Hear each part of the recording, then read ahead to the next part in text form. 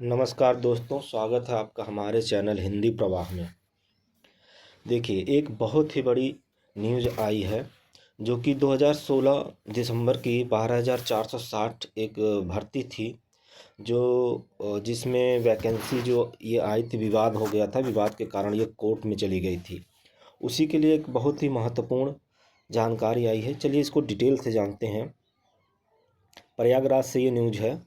तो 12,460 सहायक अध्यापक भर्ती में रिक्त 656 पदों पर चयन को लेकर के अभ्यर्थियों के लिए राहत भरी खबर आई है। सर्वोच्च न्यायालय की ओर से पारित आदेश के अनुपालन में उत्तर प्रदेश बेसिक शिक्षा परिषद ने भर्ती प्रक्रिया को आगे बढ़ाने के निर्देश जारी कर दिए हैं। इसके तहत जिलेवार मेरिट सूची तैयार कर सार्वजनिक की जाएगी। मतलब हर जिले में मेरिट जारी की जाएगी और सबको ये बताया जाएगा। सुप्रीम कोर्ट के आदेश के अनुसार चयनित अभ्यर्थियों की मेरिट सूची पंजीकरण संख्या व रोल नंबर सहित जिलेवार प्रकाशित की जाएगी। मतलब इसमें देखिए, जो भी कैंडिडेट हैं उनकी मेरिट सूची जारी की जाएगी, पंजीकरण संख्या भी बताया जाएगा और रोल नंबर सहित जिलेवार प्रकाशित, मतलब हर जिले में प्रकाशित किया जाएगा। सचिव जो हैं बेसिक शिक्षा परिषद के सुरेंद्र कुमार तिवारी जी ने इनको आवश्यक कार्यवाही के लिए 3 सप्ताह के भीतर पूरी जानकारी की जाए। मतलब इन्होंने एक आदेश इनको दिया गया है कि ये 3 सप्ताह के भीतर पूरी कार्रवाई करना है। ठीक है। सचिव ने सभी जिलों के बेसिक शिक्षा अधिकारियों को निर्देशित किया है कि चयनित अभ्यर्थियों का विवरण निर्धारित प्रारूप में समय से उपलब्ध कराएं ताकि भर्ती प्रक्रिया में पारदर्शिता और तेजी सुनिश्चित की जा सके।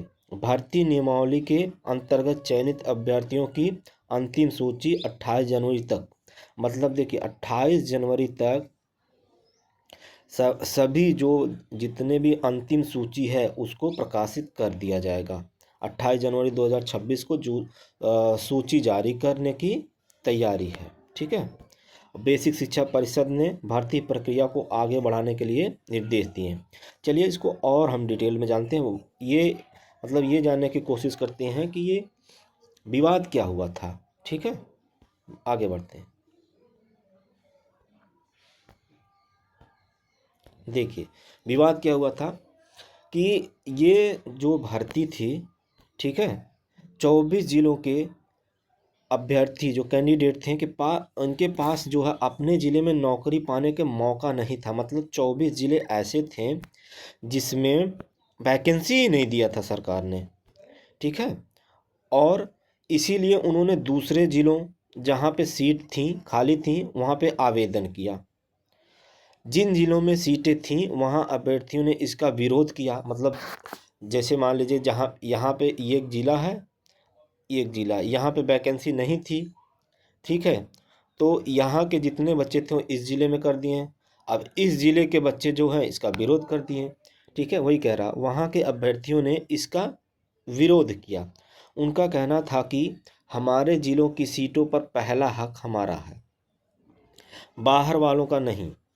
यही मामला कोर्ट में चला गया कि नौकरी मेरिट के आधार पर सबको मिलनी चाहिए। जाहिर सी बात है, अब सबको नौकरी मिलनी चाहिए। ऐसा तो है नहीं एक राज्य में जो है 75 जिले हैं तो 24 को नहीं मिल रहा है, बाकी 51 को मिल रहा है। ये तो गलत बात है। इसीलिए सबको मिलनी चाहिए। या जिले की वरीयता डिस्ट्रिक्ट प्रेफरेंस के आधार पर मिले। इसका असर क्या हुआ देखिए, इसी विवाद के कारण यह भर्ती इतने सालों तक फंसी रही। मतलब 2016 की है, 10 साल हो गया। सोचिए 10 साल अगर आपको नौकरी मिल गई होती 10 साल में, तो कितना आप कितना प्रोग्रेस किए होते। इसी में कितने लोगों को परेशानियां हुई होगी। चलिए, देर सही लेकिन ना अभी से मिल जाए तब भी बहुत ही बेहतरीन बात है। इसी विवाद के कारण यह भर्ती इतने सालों तक फंसी रही। जीरो जनपद के वे अभ्यर्थी, जीरो जनपद का मतलब ये हुआ कि जहाँ पे वैकेंसी नहीं आई थी, जिस जिले में वैकेंसी नहीं आई थी। ठीक है। वे अभ्यर्थी जिनके नंबर मेरिट अच्छे थे, मतलब जिनकी अच्छी मेरिट थी, उन्हें भी नियुक्ति नहीं मिल पा रही थी। अब सुप्रीम कोर्ट के आदेश के बाद बचे हुए विवादित मामलों को सुलझाकर भर्ती पूरी की जा रही है। मतलब इसका ये हुआ कि अब सुप्रीम कोर्ट का आदेश हुआ है, इसके बाद से अब इसको 28 जनवरी तक मेरिट लिस्ट जारी की जाएगी और इसका आदेश जो है सुप्रीम कोर्ट ने दे दिया है। तो आप इंतज़ार करिए, यानी कि 1 से 1.5 महीने और है, ठीक है। और बाकी इसी तरह के न्यूज़ के लिए हमारे चैनल को सब्सक्राइब करिए, लाइक करिए। धन्यवाद।